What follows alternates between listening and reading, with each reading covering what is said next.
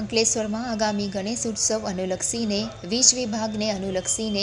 વિવિધ પ્રશ્નો અંગે શ્રી ગણપતિ ચેરિટેબલ ટ્રસ્ટના માધ્યમથી આગેવાનો દ્વારા ગત સપ્તાહે રજૂઆત કરવા માટે ડીજીવીસીએલ કચેરી અંકલેશ્વર પહોંચ્યા હતા, જ્યાં નાયબ ઇજનેર પીએસ તોમર સમક્ષ વિવિધ પ્રશ્નો અંગે રજૂઆત કરી રહ્યા હતા। આ દરમિયાન ત્યાં હાજર જુનિયર એન્જિનિયર હર્ષ પ્રજાપતિ દ્વારા જવાબ આપી રહ્યો હતો અને તેના દ્વારા અચાનક ઉદ્ધત વર્તન કરી દાદાગીરી પૂર્વક જવાબ આપતા મંડળ દ્વારા આ અંગે સંબંધિત વિભાગમાં જે તે વખતે રજૂઆત કરી હતી, જે બાદ આજ રોજ અંકલેશ્વર મામલતદાર કરણસિંહ રાજપૂતને લેખિત આવેદનપત્ર પાઠવી રજૂઆત કરવા આવેલા મંડળના સભ્યો સામે ગેરવર્તણૂક કરનાર કર્મચારી સામે ત્વરિત અસરથી કાર્યવાહી કરવાની માંગ કરી હતી। આજ રોજ તાલુકા સેવા સદન ખાતે એસડીએમ સાહેબને અમે સૌ ગણેશ મંડળો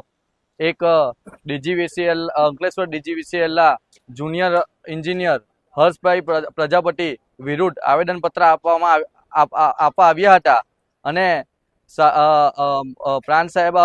રજા પર હોવાથી મામલતદાર સાહેબને આવેદન આપ્યું અને મામલતદાર સાહેબને રજૂઆત કરી કે જે આ 1 મહિના પહેલા જે ગણપતિ મંડળોને બોલાવી બેઠક કરી હતી અને એ બેઠકમાં એસડીએમ સાહેબે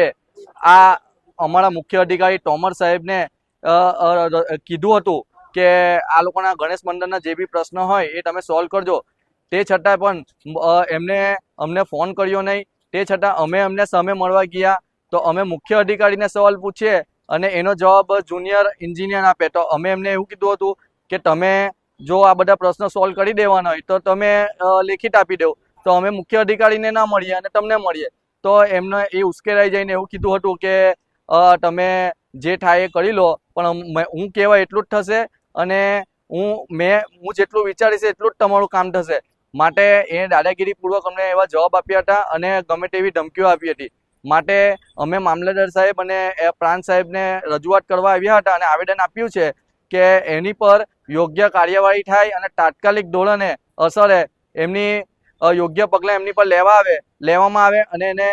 એની આ રજૂઆતની અસર એમના થકી અમને વહેલી મળે એવી અમે સૌ મંડળોએ મામલતદાર સાહેબને રજૂઆત કરી હતી। જય ગણેશ।